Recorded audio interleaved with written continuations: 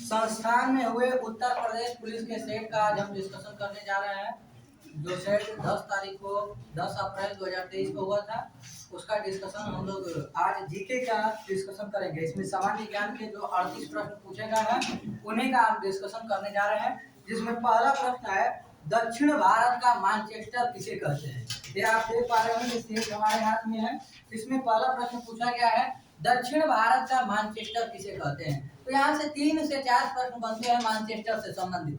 पहला नंबर आप जानेंगे कि मानचेस्टर का मतलब होता है सूती वस्त्रों की राजधानी, यानी वह शहर जो सूती वस्त्र उद्योग के लिए ज्यादा फेमस हो उसे हम मानचेस्टर बोल देते हैं। तो उसमें जो दक्षिण भारत का मानचेस्टर है वो कोयम्बटूर को कहते हैं। यहाँ से कौन कौन से प्रश्न बनेंगे। दक्षिण भारत का मानचेस्टर एक बनेगा, दक्षिण भारत का मानचेस्टर, ठीक है। दूसरा प्रश्न बनेगा उत्तर भारत का मानचेस्टर, उत्तर भारत का मानचेस्टर। और एक और प्रश्न बन जाता है भारत का मानचेस्टर। यदि पूछ ले भारत का मानचेस्टर, भारत का मानचेस्टर। उसके बाद आपसे पूछा जा सकता है जापान का मानचेस्टर, जापान का मानचेस्टर।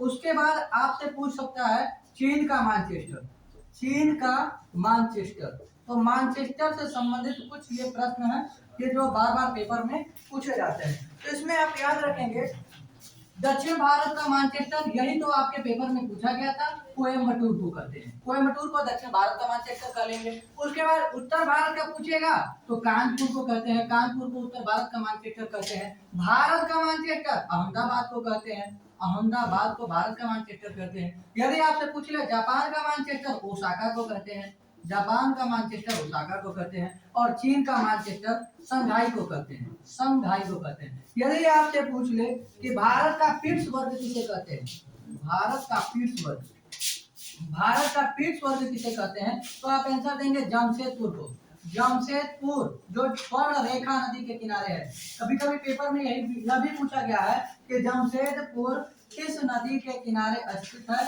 तो स्वर्ण रेखा नदी, जमशेदपुर स्वर्ण रेखा नदी के किनारे स्थित है। तो ये कुछ महत्वपूर्ण प्रश्न पहले प्रश्न से संबंधित। और ऑप्शन की हम बात करें, सही ऑप्शन हो जाएगा एक कोयम्बटूर। और यदि बी नंबर ऑप्शन देखें तो दिया गया है मदुरई। आपसे पूछे कि त्योहारों का शहर किसे कहते हैं, त्योहारों का शहर, त्योहारों का शहर किसे कहते हैं, तो त्योहारों का शहर मदुरई तमिलनाडु, मदुरई जो कि किस राज्य में स्थित है, तमिलनाडु, मदुरई तमिलनाडु में स्थित है, इसे त्योहारों का शहर कहते हैं। यदि आपसे पूछ ले मंदिरों एवं घाटों का शहर किसे कहते हैं, मंदिरों एवं घाटों का शहर, मंदिरों एवं घाटों का शहर किसे कहते हैं, तो आप आंसर लगाएंगे वाराणसी को, वाराणसी को मंदिरों एवं घाटों का शहर कहते हैं।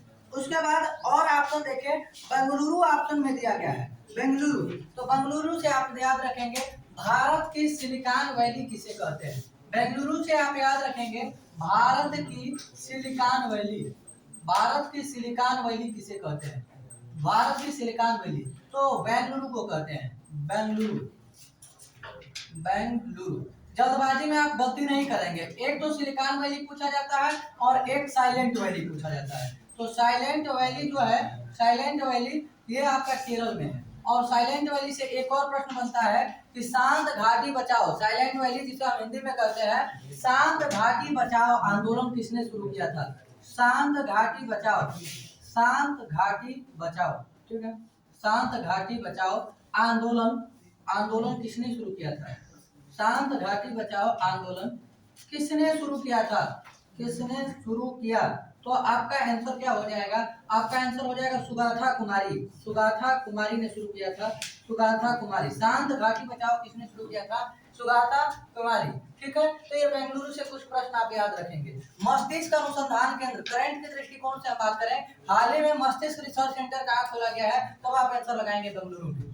हाल ही में मस्तिष्क रिसर्च सेंटर कहाँ खोला गया है, बेंगलुरु में खोला गया है। चलिए ये हो गया आपका प्रश्न नंबर 1। और चौथे ऑप्शन पे चेन्नई दिया है, चेन्नई याद रखेंगे सबसे ज्यादा रोजगार देने वाले में कौन सा शहर टॉप पे है, रोजगार महिलाओं को रोजगार देने वाले शहरों में प्रथम शहर कौन सा है, तो महिलाओं को रोजगार देने के मामले में चेन्नई जो है ये पहले नंबर पे आता है। उसके बाद दूसरा प्रश्न देखिए, कौन सा साहित्य संगम साहित्य के रूप में प्रसिद्ध है, कौन सा साहित्य, प्रश्न संख्या 2 है, कौन से साहित्य को हम संगम साहित्य कहते हैं?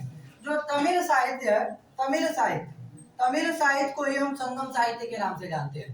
तमिल साहित्य को ही संगम साहित्य के नाम से जानते हैं। और ये कब अपने चरम सीमा पर थी या इसका विकास किसके काल में हुआ? तो पांड्य वंश पांड्य के काल में, पांड्य वंश या पांड्य के काल में हुआ था। और याद रखेंगे संगम साहित्य की भाषा पूछा जाएगा तो तमिल। संगम साहित्य की भाषा कौन सी? तमिल। और ये किसके काल में विकसित हुई? पांड्य के काल में। और पांड्य की राजधानी आपसे पूछने कहा थी, पांड्य वंश की राजधानी। यदि आपसे पांड्य वंश की राजधानी पूछे तो क्या हो जाएगा? पहला नंबर आपसे पूछे कि संस्थापक कौन था? संस्थापक, तो पांड्य वंश का संस्थापक थे नेडियोन। संस्थापक लिखेंगे, संस्थापक। पांड्य वंश का संस्थापक कौन था? नेडियोन था। और यदि आपसे पूछ ले राजधानी तो आप लगाएंगे वही आप लगाएंगे, त्योहारों का शहर जिसे हम कहते हैं, त्योहारों का शहर मदुरै।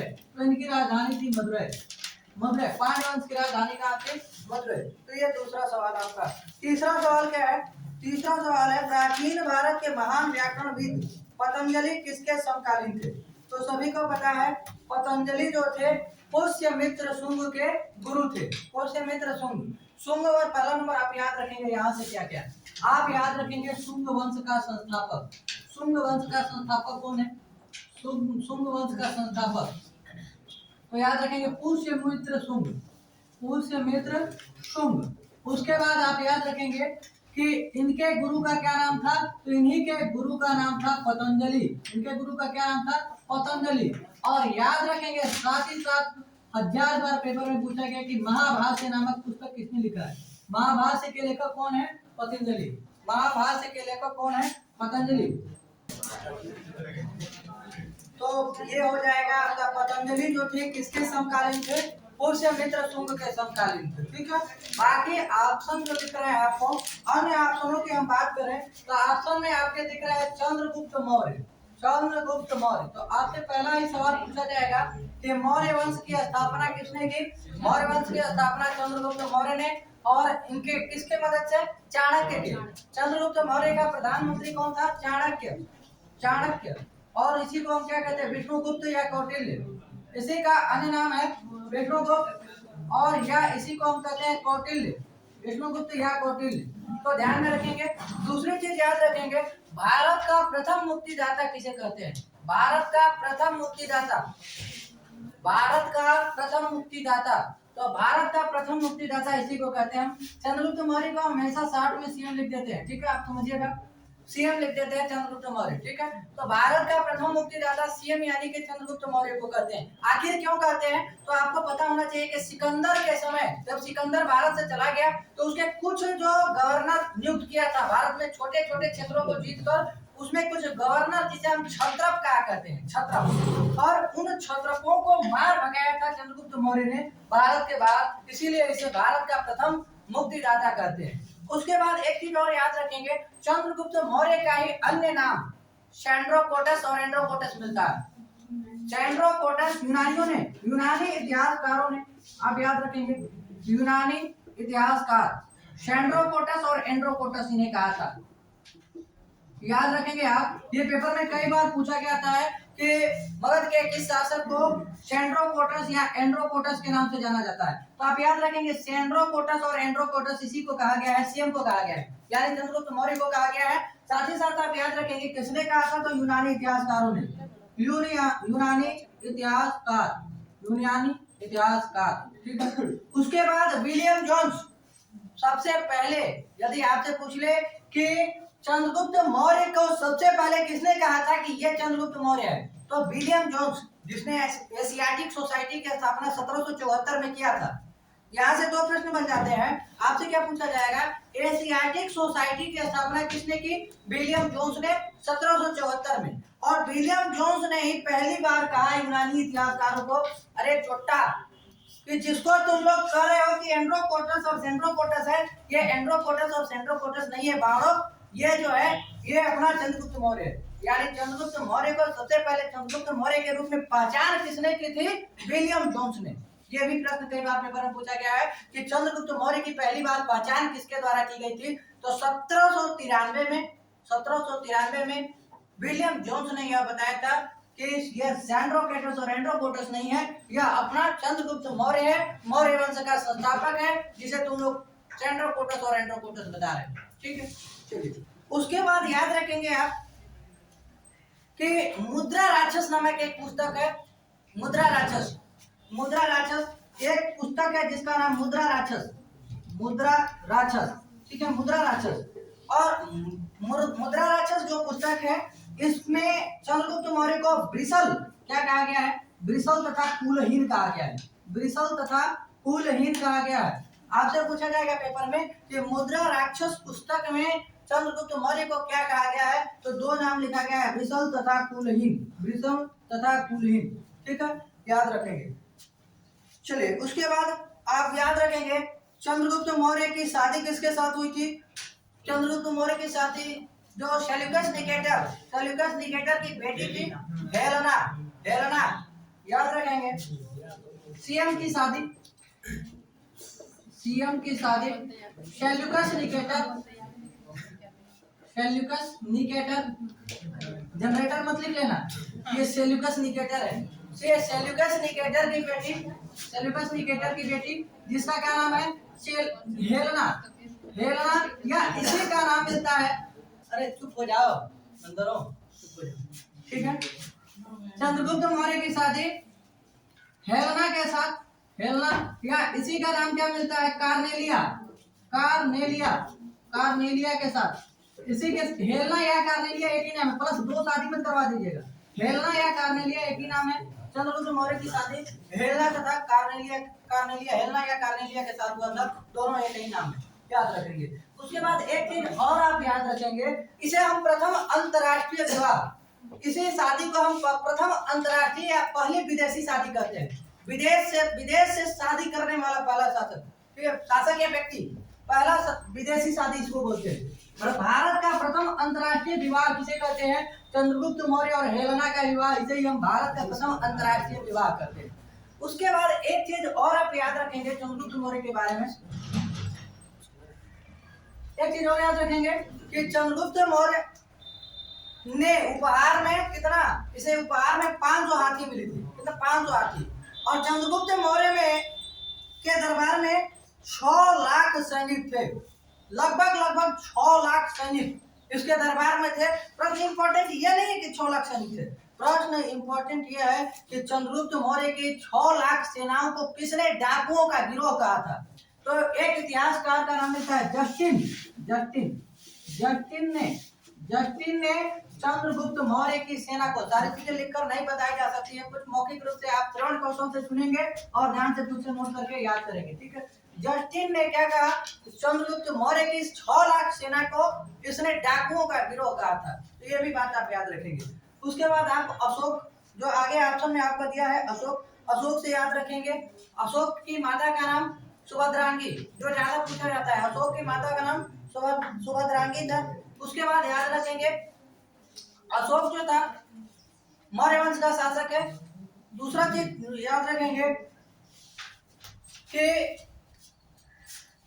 अशोक ने अपने जीवन के अंतिम दिन में कौन सा धर्म स्वीकार कर लिया? यदि आपसे पेपर में पूछ ले अशोक ने अपने जीवन के अंतिम दिनों में कौन सा धर्म स्वीकार किया था, तो याद रखेंगे अशोक ने कलिंग युद्ध के बाद, ये भी पूछा जाता है, अशोक ने कलिंग युद्ध के बाद सन पूछ ले तो 261 ईसा पूर्व में अशोक ने बौद्ध धर्म को स्वीकार कर लिया था। ध्यान से, ए ने बी को स्वीकार किया था, ये जरूर ध्यान में रखेंगे। कंफ्यूज हो जाएगा कि बौद्ध धर्म को स्वीकार किया कि जैन धर्म को स्वीकार किया, तो फिर हो जाएगा ए से अशोक, बी से बौद्ध धर्म, बी से बौद्ध धर्म। ठीक है, ए से अशोक और बी से बौद्ध धर्म, यानी अशोक ने बौद्ध धर्म को स्वीकार किया। 261 ईसा पूर्व में कलिंग युद्ध हुआ था और कलिंग की राजधानी तोसली पर अशोक ने अपना कब्जा कर लिया था। कलिंग की राजधानी तोसली, तसली नहीं, तोसली, कलिंग की राजधानी तोसली।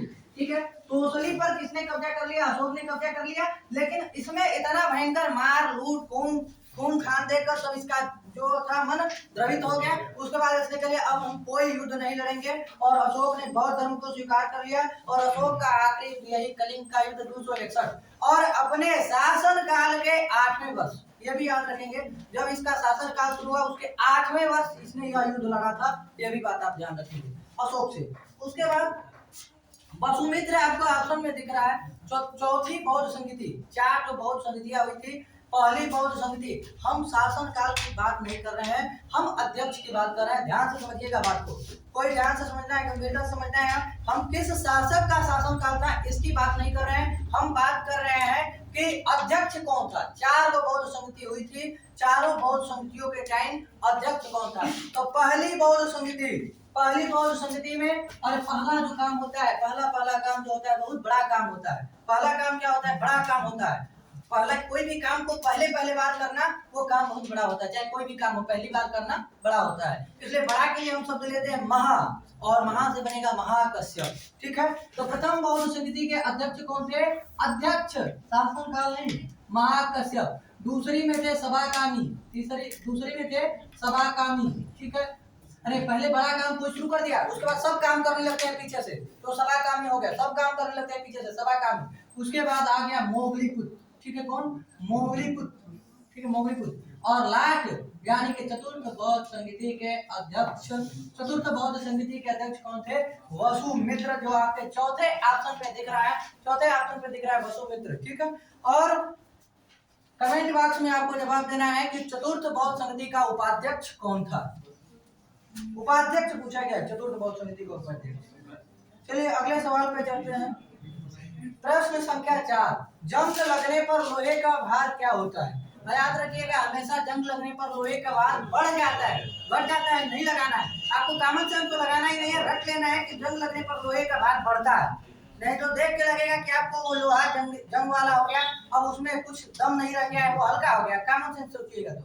लेकिन ऐसा नहीं, जंग लगने पर क्या होता है? लोहे का भार बढ़ जाता है। जंग का फार्मूला याद रखेंगे, Fe2O3। ठीक है, उसके बाद एक चीज और याद रखेंगे भाई, ठीक है, उसके बाद याद रखेंगे जंग लगना किसका उदाहरण है? ऑक्सीकरण का। लोहे पर जंग लगना किसका उदाहरण है? यदि आपसे पूछे, ये सब पेपर के प्रश्न हम बता रहे हैं आपको। लोहे पर जंग लगना ये किसका उदाहरण है? तो याद रखेंगे, जंग लगना किसका उदाहरण है? तो ये ऑक्सीकरण का उदाहरण है। सीधे आपको ऑप्शन में मिलेगा ऑक्सीकरण। लोहे पर जंग लगना किसका उदाहरण है? ऑक्सीकरण का उदाहरण है। ये भी बात आप थोड़ा सा ध्यान में रखेंगे। ये हो गया आपका। ठीक, आगे चलते हैं, अगला सवाल। एक चीज याद रखेंगे, लोहे पर जंग से बचाने के लिए किसकी परत चढ़ाई जाती है? ये भी कई बार पेपर में पूछा गया, जिंक या जस्ता। लोहे पर जंग से बचाने के लिए किसकी परत चढ़ाई जाती है? तो जिंक की परत चढ़ाई जाती है। किसकी परत? जिंक, जेडन या जस्ता इसी को बोलते हैं। इसको जस्ता बोल लीजिए, साथ में जेडन बोल लीजिए, इसको जिंक बोल लीजिए। और साथ ही साथ आप ध्यान में रखेंगे, क्या ध्यान में रखेंगे? चढ़ाने की विधि जो है, चढ़ाने की विधि को हम कहते हैं गैल्वेनीकरण। क्या कहते हैं? गैल्वेनाइजेशन कहते हैं इंग्लिश में, और हिंदी में कहते हैं गैल्वेनीकरण। ये भी खूब पूछा गया पेपर में कि लोहे पर जिंक चढ़ाने की विधि कौन सी है? गैल्वेनीकरण विधि। ठीक है, गैल्वेनाइजेशन। ठीक है, अगला सवाल, 5 नंबर सवाल। ठीक है, प्रश्न संख्या 5, कर्क रेखा भारत के कितने राज्यों से होकर गुजरती है? कौन कौन से राज्य उसमें शामिल हैं? कुल मिलाकर यही पूछा गया है। पहला नंबर, ये हो गया आपका भारत, ये हो गया वर्ल्ड, ये हो गया आपका पृथ्वी, ये हो गई आपकी विषुवत रेखा, ये हो गया आपका कर्क रेखा, इसी को 23.5 डिग्री उत्तरी अक्षांश नॉर्थ, ये हो गया आपका मकर रेखा, ये हो गया 23.5 डिग्री साउथ, ये हो गया आपका विषुवत रेखा, इसे हम बोल देंगे विषुवत रेखा, ये हो गई आपकी कर्क रेखा, ये हो गया आपका मकर रेखा, और यहाँ हो गया भारत। यहाँ इससे मतलब भूमध्य रेखा से भारत का दक्षिणी बिंदु जो है, इसके बीच की दूरी 876 किलोमीटर। ये प्रश्न पूछा जाता है कि भूमध्य रेखा भूमध्य रेखा यानी विषुवत रेखा। भूमध्य रेखा मतलब भूमि के मध्य में रेखा। भूमध्य रेखा हो गया यहाँ पे है भारत, और भारत के दक्षिणतम बिंदु और भूमध्य रेखा के बीच की दूरी कितनी है? 876 किलोमीटर। ठीक है। और कर्क रेखा जो है भारत के कितने राज्यों से होकर जाती है? तो भारत के 8 राज्यों से। सवाल यही पूछा गया है कि वो कौन कौन से राज्य हैं। तो याद रखेंगे, ट्रिक से आप याद रखेंगे, मित्र पर गमछा झार, मित्र पर गमछा झार। इसी ट्रिक से आप भारत के 8 राज्यों को कवर कर लेंगे। ये मी से हो गया आपका मिजोरम हो गया, और त्र से हो गया आपका त्रिपुरा हो गया, प से हो गया कौन सा? पश्चिम बंगाल हो गया, और कौन सा हो गया? राजस्थान हो गया, गुजरात हो गया, और कौन सा हो गया? ये झार से हो गया, पहले तो झारखंड, और इधर ये छा से हो गया छत्तीसगढ़ हो गया। कितने हो गए? 1 2 3 4 5 6 7। ये हो गया आपका कौन सा? मध्य प्रदेश। कोई मणिपुर नहीं लगाएगा, म से मध्य प्रदेश है। ठीक है, मध्य प्रदेश है। ठीक है, तो ये हो गया आपका कर्क रेखा। उसके बाद कर्क रेखा को कौन सी नदी 2 बार काटती है? कर्क रेखा को माही नदी। रेखा को कौन सी नदी 2 बार काटती है? माही नदी। ठीक है, उसके बाद याद रखेंगे इसको, भूमध्य रेखा को कौन सी नदी 2 बार काटती है? कांगो या जायरे नदी। और ये लास्ट मकर रेखा को लिम्पोपो नदी 2 बार काटती है। ये 3 प्रश्न याद रखेंगे। उसके बाद याद रखेंगे कि ये तो हो गया 23.5 डिग्री विषुवत रेखा हो गया आपका, ये कर्क रेखा हो गया, और ये मकर रेखा हो गया। तो ये सब ध्यान में रखेंगे। ये प्रश्न संख्या 5। उसके बाद छठा प्रश्न है कि निम्न में से कौन सा सुमेलित नहीं है? तो MS वर्ड ये डॉक्यूमेंटेबल फाइल होती है, सही है। MS एक्सेल, XLS इसको शॉर्ट में बोलते हैं। MS पेंट को JPG, इसकी जो फाइलें होती है JPG फाइल में सेव करते हैं। लास्ट वाला जो है ये गलत है, MS पावर पॉइंट। और इसका आंसर आपको होमवर्क है, आप लोग कमेंट बॉक्स में छाप के बताइएगा कि MS पावर पॉइंट किस प्रकार की फाइल है। MS power point. 7वां प्रश्न है संविधान सभा के पहले अध्यक्ष कौन थे? पहला नंबर आप याद रखेंगे कि संविधान सभा की पहली बैठक कब हुई थी? संविधान सभा की पहली बैठक कब हुई थी? पहली बैठक तो 9 दिसंबर 1946 को संविधान सभा की पहली बैठक हुई थी। और इसी दिन टेम्परेरी मेंबर यानी कि अस्थायी अध्यक्ष जो है, अस्थायी अध्यक्ष ये चुना गया था सच्चिदानंद सिन्हा को चुना गया था। उसके बाद याद रखेंगे 2 दिन के बाद, पहला नंबर ये बैठक 9 दिसंबर 1946 को कहाँ हुई थी? दिल्ली के काउंसिल चैम्बर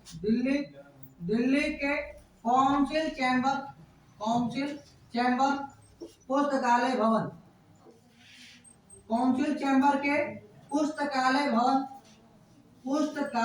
भवन, जिसे वर्तमान समय में हम क्या कहते हैं? कॉन्स्टिट्यूशन हाता कहते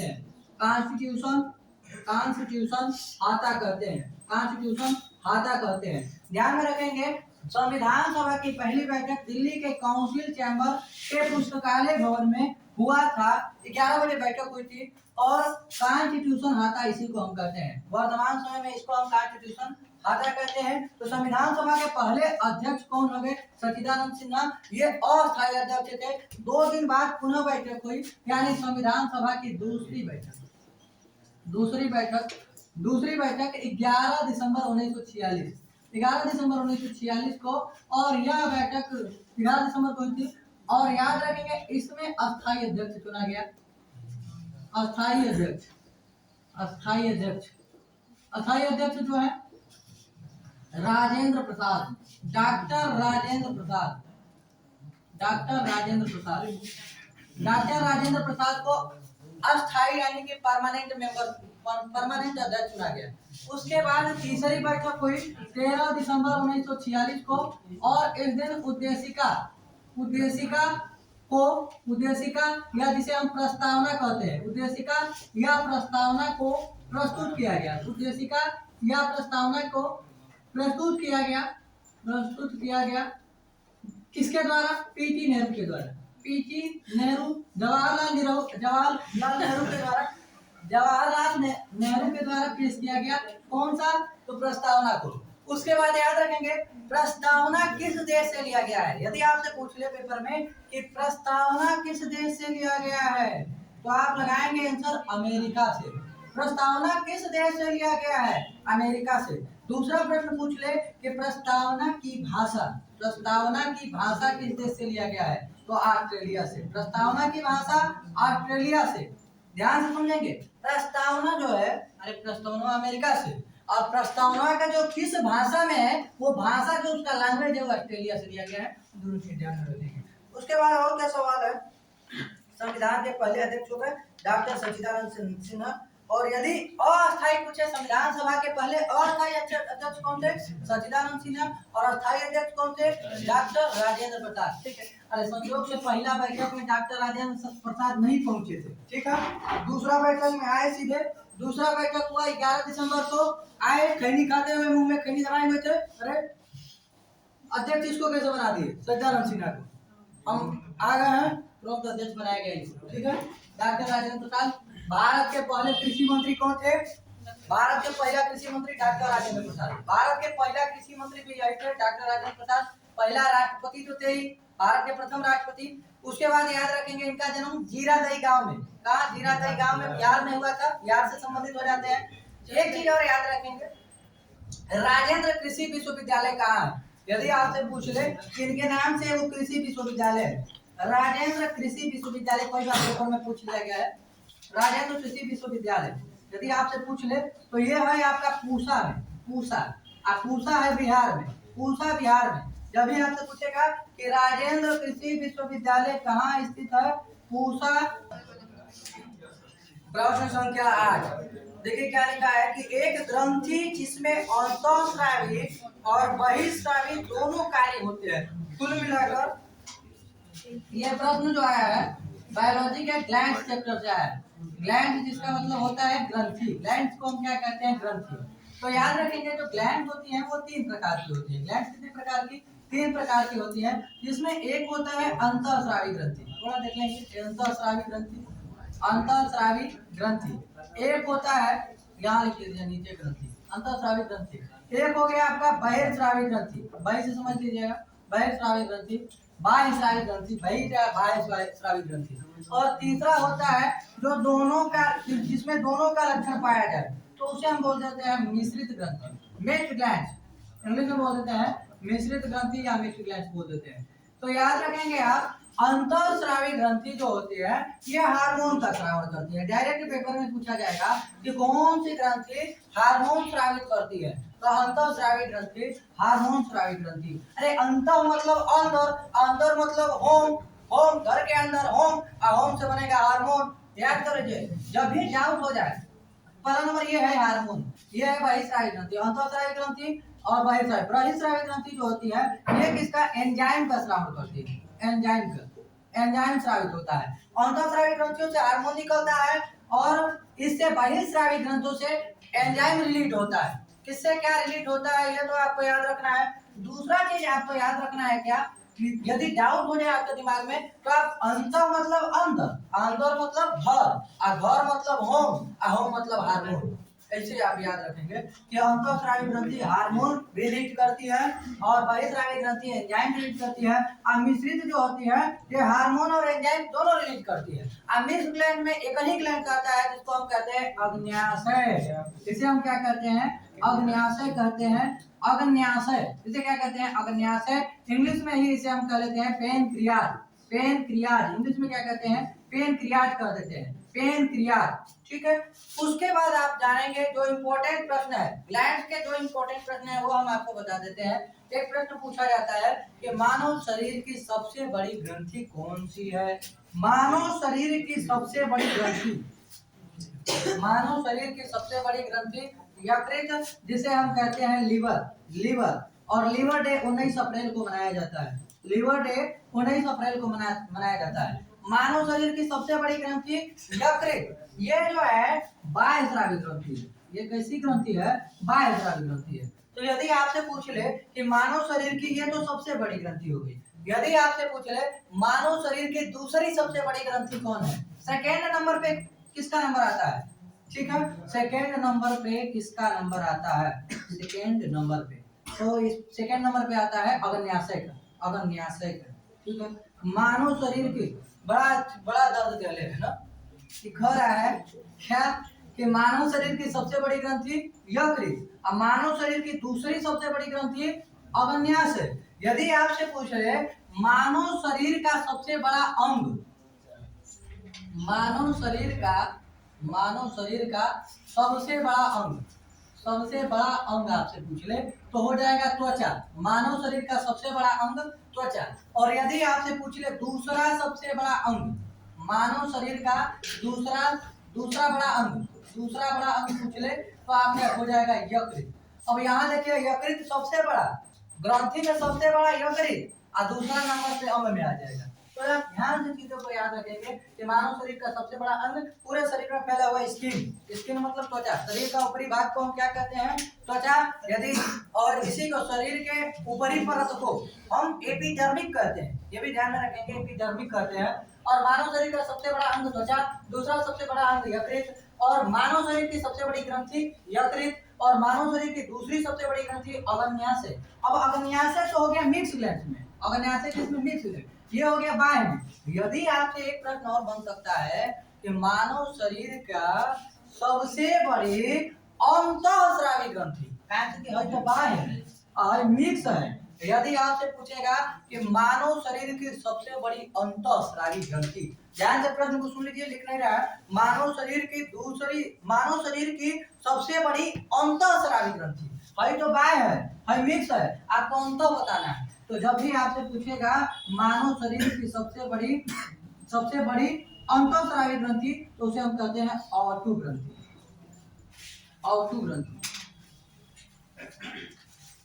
तो इतने सारे प्रश्न याद रखेंगे। उसके बाद एक और याद रखते हैं जो पूछा जाता है कि लड़ो या उड़ो हार्मोन किसे कहते हैं? तो एड्रीनलिन हार्मोन। जो एड्रीनल ग्रंथि को, पहला नंबर एड्रीनल ग्रंथि से रिलीज होता है एड्रीनल हार्मोन, और एड्रीनल हार्मोन को जीवन रक्षक हार्मोन या इसी को हम कहते हैं लड़ो या उड़ो हार्मोन, या इसी को हम आपातकालीन हार्मोन भी कह लेते हैं। तो ये सब भी बात आप थोड़ा ध्यान में रखेंगे। आइए आगे चलते हैं अगले प्रश्न पर। अगला प्रश्न नगरीकरण अधिविक ग्रंथि जो दिया है T3 T4 हार्मोन, यदि आपसे पूछ ले किससे रिलीज होता है तो थायराइड ग्रंथि से। T3 और T4 हार्मोन किससे रिलीज होता है? तो ये थायराइड ग्रंथि से रिलीज होता है। आगे देखते हैं वनों की कमी, नगरीकरण और प्रदूषण का बढ़ना सभी निम्नलिखित किस कारण से होता है? तो ये जो जनसंख्या बढ़ रही है, बढ़ती जनसंख्या इसका प्रमुख कारण है। अगला 11वां सवाल है, निम्नलिखित केंद्र शासित क्षेत्रों में सर्वाधिक बड़ा आकार किसका? तो याद रखेंगे केंद्र शासित में आपका सबसे बड़ा तो है अंडमान। सबसे बड़ा कौन है? अंडमान निकोबार द्वीप समूह। क्या आपके ऑप्शन में है? नहीं है, ऑप्शन में नहीं है। तो दूसरे पर दूसरा सबसे बड़ा है दिल्ली। क्या दिल्ली ऑप्शन में है? क्या दिल्ली है? दिल्ली भी नहीं है। तीसरे नंबर पे कौन आता है? दादरा और नगर हवेली। क्या ऑप्शन में है? ये भी नहीं है, तो ये भी नहीं। चौथे नंबर पे आता है पांडिचेरी। क्या ऑप्शन में है? बस पांडिचेरी। तो ध्यान में रखेंगे पांडिचेरी, इसका आंसर क्या हो जाएगा? पांडिचेरी, पुदुचेरी। यदि आपसे पूछे कि अरबिंदो का आश्रम कहाँ है बाबू? अरबिंदो का आश्रम कहाँ है? पांडिचेरी में। अरबिंदो का आश्रम कहाँ है? पांडिचेरी में। यदि आपसे पूछ ले कि सर्वाधिक लिंगानुपात वाला केंद्र शासित प्रदेश कौन सा है? ये पांडिचेरी, जिसको अभी वर्तमान में हम पुदुचेरी कहते हैं। पुदुचेरी इसका वर्तमान में नाम है पुदुचेरी। ठीक है, याद रखेंगे। सर्वाधिक लिंगानुपात वाला राज्य पूछेगा तो केरल, और केंद्र शासित पूछेगा तो यही है पुदुचेरी। ठीक है, 1037 1037 इसका क्या है लिंगानुपात 1037। पुडुचेरी का पूरा भारत को राज्य मान लिया जाए, भारत के राज्य और साथ साथ केंद्र शासित प्रदेश को भी हम राज्य मान ले तो दूसरे नंबर पे आ जाएगा पुडुचेरी, दूसरा राज्य बन जाएगा। लेकिन केंद्र शासित प्रदेश में पहला नंबर पर। सबसे ज्यादा भारत में लिंगानुपात केरल 1084। केरल कितना 1084। 2 नंबर पे पुदुचेरी कितना 1037। केंद्र शासित में पहले नंबर पर। चलिए आगे चलते हैं। अगला सवाल है कौन सा जीवित पक्षी का सबसे छोटा अंडा होता है? तो याद रखेंगे हमिंग बर्ड। हमिंग बर्ड का सबसे छोटा अंडा होता है। यदि आपसे पूछ ले उल्लू रात में क्यों देख पाता है, उल्लू रात में क्यों देख पाता है? ठीक है, क्योंकि वो दिन में पार्ले-जी बिस्कुट खाता है। ठीक है, ऐसा नहीं है। क्यों उल्लू रात में क्यों देख पाता है? क्योंकि दिन में सो लेता है ना। उल्लू रात में क्यों देख पाता है? उल्लू की कुल मिलाकर उल्लू की आंख में कौन सी कोशिकाएं पाई जाती है? प्रश्न यही है उल्लू की आंख में कौन सी कोशिका पाई जाती है जिसकी वजह से वो रात को देख पाता है? शलाका कोशिकाएं। जब भी आपसे पूछेगा कि उल्लू की आंख में कौन सी कोशिकाएं पाई जाती है, शलाका कोशिकाएं। शलाका कोशिकाएं, उल्लू की आंख में शलाका कोशिकाएं पाई जाती है। चलिए आगे चलते हैं।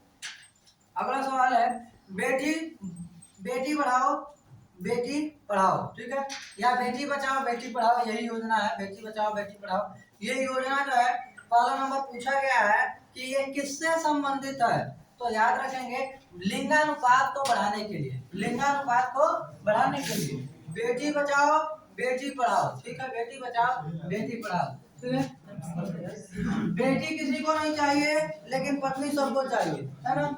ये आज का समय है, बेटी को लोग गर्भ में ही मार दे रहे हैं और फिर आगे चल के पत्नी खोज रहे हैं। ठीक ना, ध्यान में रखेंगे। क्या है सही है, ये सत्य है। बेटी बढ़ाओ बेटी पढ़ाओ पहला नंबर आप याद रखेंगे। यह योजना जो है यह योजना लिंगानुपात को बढ़ाने के लिए पहला नंबर ये कहाँ से शुरू किया गया था? पानीपत से। कहाँ से शुरू किया था? पानीपत हरियाणा। पानीपत हरियाणा। कब शुरू किया गया था यदि आपसे पूछ ले? 22 जनवरी 2015। 22 जनवरी 2015 प्रधानमंत्री नरेंद्र मोदी के द्वारा बेटी बचाओ बेटी पढ़ाओ अभियान की शुरुआत हरियाणा के पानीपत से शुरू किया गया था और 22 जनवरी 2015 को शुरू किया गया था। याद रखेंगे। उसके बाद आप याद रखेंगे एक चीज और, हरियाणा का लिंगानुपात सबसे कम है। यदि आपको डाउट हो गया कि बेटी बचाओ बेटी पढ़ाओ कहाँ से शुरू किया गया था, अरे जिसका लिंगानुपात सबसे कम, राज्यों में सबसे कम लिंगानुपात इसी का है 879। 879 लिंगानुपात है इसका। 879 का मतलब 1000 लड़कों पर 879 लड़की। ठीक है, यही है 879। ठीक है, चलिए आगे। यदि न्यूनतम जनसंख्या घनत्व बोलेगा तब आपका आंसर होगा अरुणाचल प्रदेश। 17 व्यक्ति प्रति वर्ग किलोमीटर वो न्यूनतम जनसंख्या घनत्व है। और यहाँ पर हम बात कर रहे हैं न्यूनतम लिंगानुपात की, न्यूनतम लिंगानुपात की बात कर रहे हैं। तो ये समझ गए प्रश्न। अगला सवाल है प्रसिद्ध गीत सारे जहां से अच्छा हिंदुस्तान हमारा। ठीक है, पूरा नहीं गाने वाले हैं, ऐसे देख रहे हैं। ठीक है, सर मोहम्मद इकबाल। ठीक है, सर मोहम्मद इकबाल की रचना है। पूछा गया है कि सारे जहां से अच्छा हिंदुस्तान हमारा यह किसकी रचना है? मोहम्मद इकबाल की रचना है। ठीक है, याद रखेंगे। उसके बाद वंदे मातरम किसकी रचना है? वंदे मातरम किसने? भारत का राष्ट्रीय गीत किसने लिखा? बंकिम चंद्र चटर्जी ने लिखा। बांग्लादेश का राष्ट्रीय गीत कौन सा है और उसे किसने लिखा? पहला नंबर बांग्लादेश का राष्ट्रीय गीत कौन सा है? अमर सोनार बंगला। अमर सोनार बंगला, ये बांग्लादेश का राष्ट्रीय गीत है। और इसको किसने लिखा है जब यहाँ से पूछे तो? Rabindranath Tagore. Rabindranath Tagore. Rabindranath Tagore RNT। Rabindranath Tagore RNT। RNT। Bharat कला भवन। यदि आपसे पूछे प्रश्न संख्या आप देख रहे हैं 16, भारत कला भवन। भारत कला भवन। यदि आपसे पूछेगा भारत माता का मंदिर कहाँ है? भारत माता का मंदिर पूछेगा, भारत माता का मंदिर। और यदि आपसे पूछेगा शाक भाजी अनुसंधान संस्थान, सब्जी रिसर्च सेंटर, शाक भाजी अनुसंधान संस्थान, शाक भाजी अनुसंधान संस्थान, शाक भाजी अनुसंधान संस्थान पूछ ले आपसे तो तीनों का आंसर हो जाएगा वाराणसी में। तीनों का आंसर क्या होगा? वाराणसी में। सब्जी रिसर्च सेंटर वाराणसी में। भारत माता का मंदिर वाराणसी में। यदि आपसे पूछेगा भारत कला भवन कहाँ है? वाराणसी में। यदि भारत कला भवन की स्थापना पूछेगा तो 1920 में। दो चीज ध्यान से याद रखेंगे, एगो भारत कला भवन है, एगो खाली भारत भवन है, दोनों में अंतर है। एगो भाई भारत कला भवन है, बीएचयू के अंदर है भारत कला भवन। कुल मिलाकर वाराणसी में बीएचयू के अंदर 1920 में स्थापित भारत कला भवन। उसके बाद याद रखेंगे एगो खाली है भारत भवन, ठीक है, भारत भवन, इसमें कला नहीं है, भारत भवन है, ठीक है, तो कला हो जाएगा पेपर में, ध्यान से देखेंगे नहीं। ये भारत कला भवन है, वाराणसी है, ये तीनों वाराणसी है। भारत भवन जो है ये भोपाल में है। यदि आपसे पेपर में कैसे पूछा जाएगा, सांस्कृतिक केंद्र भारत भवन कहाँ है? भारत भवन भोपाल में है, मध्य प्रदेश की राजधानी भोपाल में है, ठीक है। चलिए उसके बाद याद रखेंगे इसकी स्थापना 1982 में हुई थी। भारत भवन की स्थापना 1982 में हुई थी। ये सब बातें याद रखेंगे। और देखते हैं इधर बनारस हो गया आपका, ऑप्शन में आपको दिख रहा है लखनऊ। लखनऊ से याद रखेंगे आप, लखनऊ से आप याद रखेंगे पहला नंबर ब्रह्मोस विनिर्माण केंद्र। ब्रह्मोस विनिर्माण केंद्र कहाँ स्थापित किया गया है? कुल मिला के ब्रह्मोस मिसाइल कहाँ बना हो जाएगी, ठीक है, बना ब्रह्मोस मिसाइल लखनऊ में। कहाँ बनेगा? लखनऊ में बनेगा। उसके बाद याद रखेंगे आप भारत की पहली पैरा बैडमिंटन अकादमी, भारत की पहली पैरा बैडमिंटन अकादमी, पैरा बैडमिंटन अकादमी, भारत की पहली पैरा बैडमिंटन अकादमी कहाँ खोली गई है? तो भी आंसर होगा लखनऊ। यदि आपसे पूछेगा करेला झील कहाँ है? करेला है, करेली नहीं है, करेला है। करेला झील कहाँ है? लखनऊ में है, लखनऊ में। यदि आपसे पूछेगा कि भारत का पहला हेल्थ एटीएम कहाँ खोला गया? भारत का पहला हेल्थ एटीएम कहाँ खोला गया?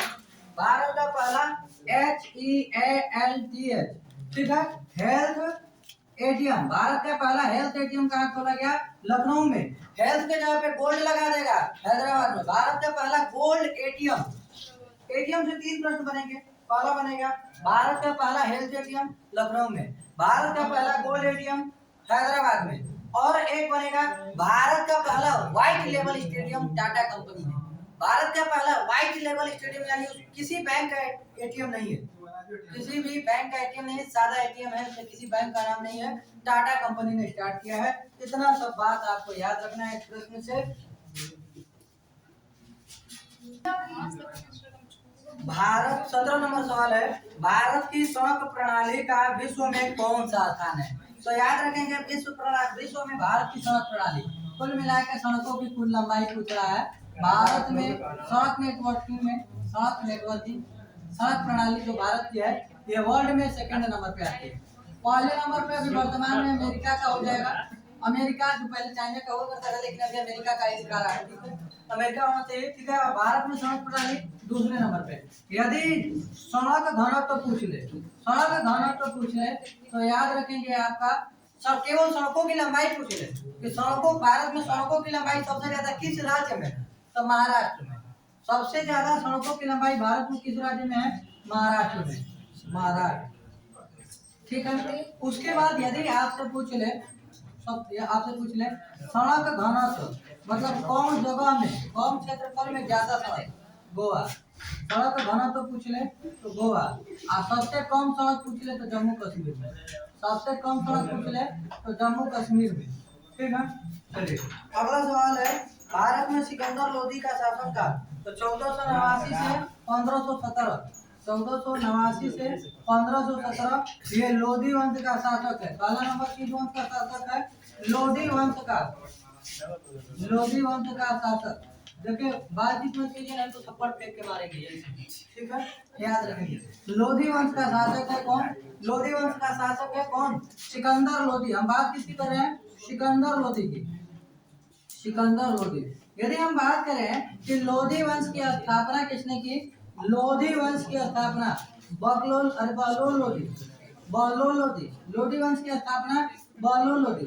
ये तो कम पूछा जाता है पेपर में, लेकिन एक प्रश्न जो यहाँ से बहुत ज्यादा बार पेपर में पूछा गया है कि दिल्ली सल्तनत पर प्रथम अफगान राज्य की स्थापना किसने की? दिल्ली सल्तनत पर ये अफगानी हुआ करते थे, ये लोधी वंश वाले सब अफगानी थे।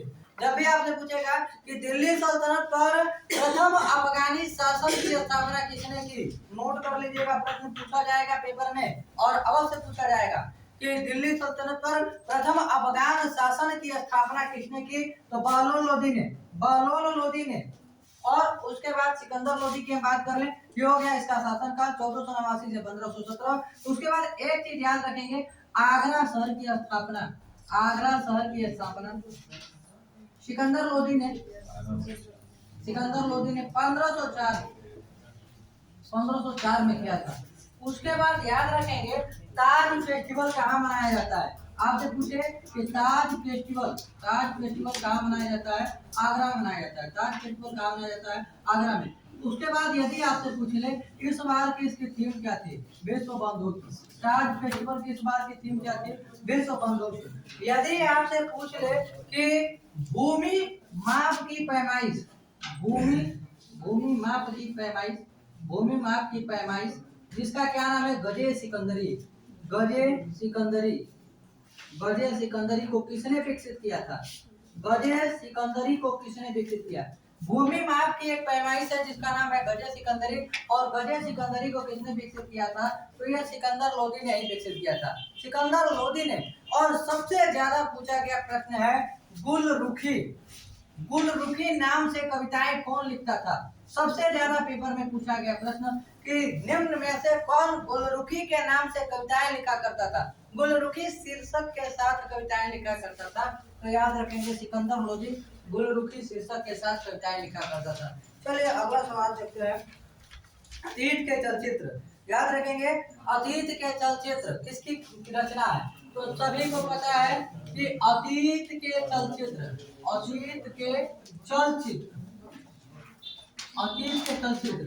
यदि आपसे पूछ ले श्रृंखला की कड़ियां, श्रृंखला की कड़ियां, यदि आपसे पूछ ले यामा, यदि आपसे पूछ ले गिल्लू, यदि आपसे पूछ ले गिल्लू, यदि आपसे पूछ ले मिर्जा, यदि आपसे पूछ ले निहार, यदि आपसे पूछ ले रश्मि, यदि आपसे पूछ ले रश्मि, यदि आपसे पूछ ले मेरा परिवार, यदि आपसे पूछ ले मेरा परिवार। और ये कुछ महत्वपूर्ण पर जो रचनाएं हैं महादेवी वर्मा की, ठीक है। एक और याद रखेंगे प्रथम आयाम, ये पेपर में इस समय ट्रेंड कर रहा है, मार्केट में ट्रेंड क्या कर रहा है? मार्केट में केवल वही नहीं ट्रेंड कर रहा है, कौन? रश्मि, मेरा परिवार, प्रथम आयाम, यही मार्केट में ज्यादा चल रहा है। प्रथम आयाम मार्केट में केवल था भी नहीं चल रहा है, ये चल रहा है प्रथम आयाम। महादेवी वर्मा की रचना है प्रथम आयाम, ठीक ना। चलिए आगे, ये तो हो गई आपके महादेवी वर्मा जी, महादेवी वर्मा की रचना होगी। महादेवी वर्मा के बाद ऑप्शन में आपको दिया गया है मैथिली शरण गुप्त की, आप जानेंगे। तो मैथिली शरण गुप्त की कौन कौन सी रचना है? तो याद रखेंगे एक तो साकेत, एक जो ज्यादा पूछा जाता है, एमजी की हम बता रहे हैं, एमजी मतलब मैथिली शरण गुप्त की, एक जो ज्यादा पूछी गई है साकेत, एक याद रखेंगे यशोधरा, यशोधरा, एक याद रखेंगे जयद्रथ वध, जयद्रथ वध, जयद्रथ वध, और एगो याद रखेंगे मेघनाथ वध, मेघनाथ वध। तो ये जो चारों रचनाएं याद रखेंगे मैथिली शरण गुप्त, मैथिली शरण गुप्त, ठीक है। उसके बाद अगला है, अगला सवाल है उत्तर प्रदेश राज्य के क्षेत्रफल का कुल कितना भाग है? ठीक है, यूपी स्पेशल का प्रश्न है, देखेंगे। भारत का 21 नंबर सवाल, ये करंट का सवाल है कि भारत को मोटे अनाज श्री अन्न के लिए वैश्विक केंद्र बनाने के उद्देश्य से किस उत्कृष्टता केंद्र को बढ़ावा दिया गया है? तो कुल मिलाकर आप ये इसका आंसर क्या हो गया कि मोटे अनाज के लिए, पहला नंबर याद रखेंगे मोटे अनाज का वर्ष कौन सा घोषित किया गया? मोटे अनाज का वर्ष, ठीक है, मोटे अनाज का वर्ष 2023 को घोषित किया गया। मोटे अनाज का वर्ष कौन सा है? 2023। उसके बाद याद रखेंगे मोटे अनाज को कौन सा नाम दिया गया? श्री अन्न। मोटे अनाज को क्या कहा गया है? श्री अन्न कहा गया है। उसके बाद याद रखेंगे श्री अन्न उत्कृष्टता केंद्र कहाँ खोला गया है? श्री अन्न उत्कृष्टता केंद्र कहाँ खोला गया है? तो हैदराबाद में खोला गया है। तो इसी के साथ इस प्रश्न का भी आंसर हो जाएगा हैदराबाद। श्री अन्न उत्कृष्टता केंद्र हैदराबाद। आपको नंबर ए सही हो जाएगा। ठीक है, अगला सवाल है, भारत में हरित क्रांति का श्रेय किसे कहा जाता है? तो दो चीज याद रखना है आपको कि 1960 से 1970 के दशक में यदि आपसे पूछेगा कि भारत में हरित क्रांति की शुरुआत कब हुई, तो 1967-68 परफेक्ट सम पूछेगा तो भी तू आएगा 1967-68 में। और जब पूछेगा दशक तो 1960 से 70 के दशक में। और उसके बाद यदि आपसे पूछेगा कि हरित क्रांति का जनक किसे कहते हैं, एम एस स्वामीनाथन को। एम एस स्वामीनाथन को भारत में एम एस स्वामीनाथन को। और हरित क्रांति भारत में पहले बार किस राज्य में शुरू हुई? पंजाब में शुरू हुई, पंजाब में। उसके बाद याद रखेंगे, आप क्या याद रखेंगे, इसमें किसका प्रयोग किया गया कि उच्च किस्म के बीजों का सबसे ज्यादा प्रभाव किस फसल पर पड़ा? तो गेहूं पर। सबसे ज्यादा प्रभाव किस पर पड़ा? गेहूं पर। ठीक है, और उच्च किस्म के बीज का प्रयोग किया गया। ये सारी बात आप याद रखेंगे कि हरित क्रांति से कौन कौन से प्रश्न बनेंगे। पहला नंबर, हरित क्रांति एम एस स्वामीनाथन इसके जनक हो गए। भारत में पंजाब में पहली बार शुरू हुई। इसमें किसका प्रयोग किया गया? तो उच्च किस्म की बीज का प्रयोग किया गया। और सबसे ज्यादा इसमें किस फसल पर प्रभाव पड़ा? गेहूं पर प्रभाव पड़ा। करेंट का एक प्रश्न आप बता देंगे, HD 3385 किसकी किस्म है? HD 3385 गेहूं की नई किस्म खोजी गई है। HD 3385 गेहूं की खोजी गई नई किस्म। ठीक है, आप लाइव बता दे रहे हैं ना। ठीक है, कोई बात नहीं। ठीक है, गेहूं की नई प्रजाति कौन सी है? HD 3385। ये भी बात आपको थोड़ा ध्यान रखेंगे। एक बात और याद रखेंगे, नॉर्मन बोरलॉग। वर्ल्ड में हरित क्रांति का जनक किसे कहते हैं? Norman Borlaug. ठीक है, वर्ल्ड में हरित क्रांति का जनक नॉर्मन बोरलॉग। और नॉर्मन बोरलॉग के नाम से एक पुरस्कार दिया जाता है। और आपसे पूछेगा कि नॉर्मन बोरलॉग पुरस्कार किस क्षेत्र में दिया जाता है? कृषि के क्षेत्र में दिया जाता है। और नॉर्मन बोरलॉग पुरस्कार की शुरुआत 1973 में हुई थी। नॉर्मन बोरलॉग पुरस्कार की शुरुआत 1973 में हुई थी, जब आपका प्रोजेक्ट टाइगर आया था। प्रोजेक्ट टाइगर जब आया था, प्रोजेक्ट टाइगर कब आया था? 1973 में ही आया था। तो ये सारी बात ध्यान में रखेंगे। चलिए आगे, आपको ऑप्शन में दिख रहा है डॉक्टर रामाकृष्णन APJ अब्दुल कलाम। तो कोई कृषि से खासा मतलब नहीं रहा है लोग का। ठीक है, चलिए आगे चलते हैं। भारत की सबसे लंबी नदी कौन सी है? भारत की सबसे लंबी नदी गंगा। सबसे चौड़ी नदी ब्रह्मपुत्र। भारत की सबसे लंबी नदी पूछेगा तो आप याद रखेंगे 2525 किलोमीटर लंबाई के साथ गंगा नदी। भारत की सबसे लंबी नदी गंगा, 2525 किलोमीटर लंबाई। और याद रखेंगे, गंगा नदी का उद्गम स्थल यदि आपसे पूछ ले उत्तराखंड के किस जिले से होता है? यदि आपसे पूछ ले कि गंगा नदी उत्तराखंड के किस जिले से निकलती है, तो पहला नंबर, गंगा नदी गंगोत्री से निकलती है। गंगा नदी कहाँ से निकलती है? गंगोत्री से। गंगोत्री किस राज्य में है? उत्तराखंड में। उत्तराखंड के किस जिले में है? तो उत्तरकाशी जिला। उत्तराखंड में एक जिला है उत्तरकाशी। पूछा जाएगा गंगा नदी उत्तराखंड के किस जिले से निकलती है? तो उत्तरकाशी जिले से निकलती है। और गंगा नदी की लंबाई 2525 किलोमीटर। और इस प्रश्न का आंसर गंगा नदी। ठीक है, विश्व की सबसे लंबी नदी नील नदी। विश्व की सबसे चौड़ी नदी अमेजन नदी। ठीक है, नेपाल की सबसे लंबी नदी बागमती। म्यांमार की सबसे लंबी नदी इरावदी नदी। म्यांमार की सबसे लंबी नदी इरावदी नदी। नेपाल की सबसे लंबी नदी बागमती। श्रीलंका की सबसे लंबी नदी, श्रीलंका की सबसे लंबी नदी महावेली गंगा। उसके बाद आप याद रखेंगे, ब्रह्मपुत्र को तिब्बत में क्या कहते हैं? सांगपो। ब्रह्मपुत्र को तिब्बत में क्या कहते हैं? सांगपो नदी। ठीक है, ब्रह्मपुत्र को तिब्बत में क्या कहते हैं? सांगपो नदी। ब्रह्मपुत्र नदी को अरुणाचल में क्या कहते हैं? दिहांग नदी। ब्रह्मपुत्र नदी को अरुणाचल में क्या कहते हैं? दिहांग नदी। और उसके बाद यदि आपसे पूछ ले कि गंगा और ब्रह्मपुत्र की संयुक्त जलधारा को क्या कहते हैं, तो याद रखेंगे मेघना कहते हैं। ये भी बात याद रखेंगे। ठीक है, चलिए आगे। ये करंट का सवाल है, सखारोव पुरस्कार। ठीक है, देखिएगा। ईरान की राजधानी क्या हो जाएगी? तेहरान। रूस की राजधानी क्या हो जाएगी? मॉस्को। उसके बाद उत्तर कोरिया की राजधानी प्योंगयांग। ठीक है, प्योंगयांग। ठीक है, अफगानिस्तान की राजधानी काबुल। सौर मंडल का सबसे छोटा ग्रह कौन सा है? सौर मंडल का सबसे छोटा ग्रह बुध और सबसे बड़ा ग्रह बृहस्पति। ठीक है, सौर मंडल का सबसे बड़ा उपग्रह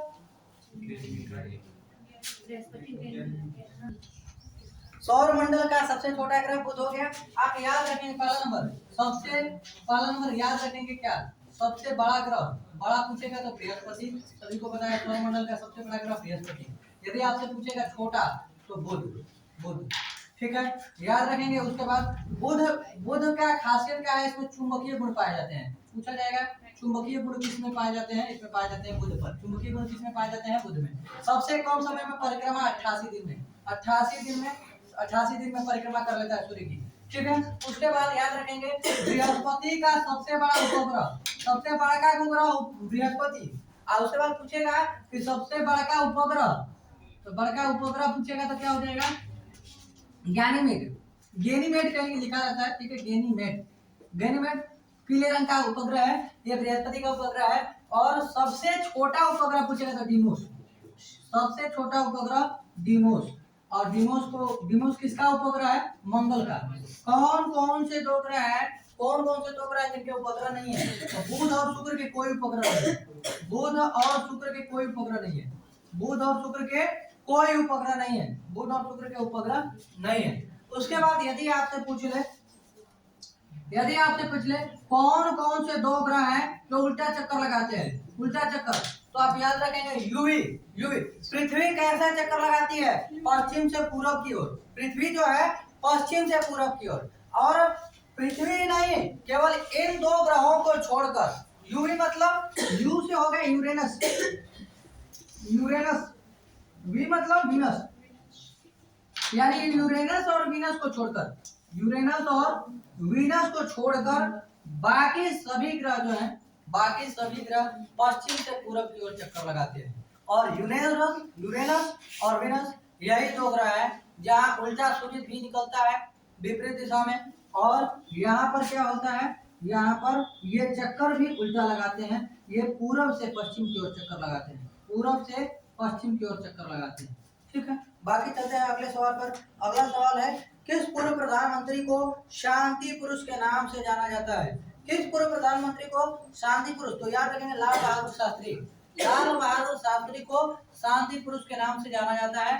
भारत के दूसरे प्रधानमंत्री कौन थे? लाल बहादुर शास्त्री। भारत के दूसरे प्रधानमंत्री लाल बहादुर शास्त्री थे।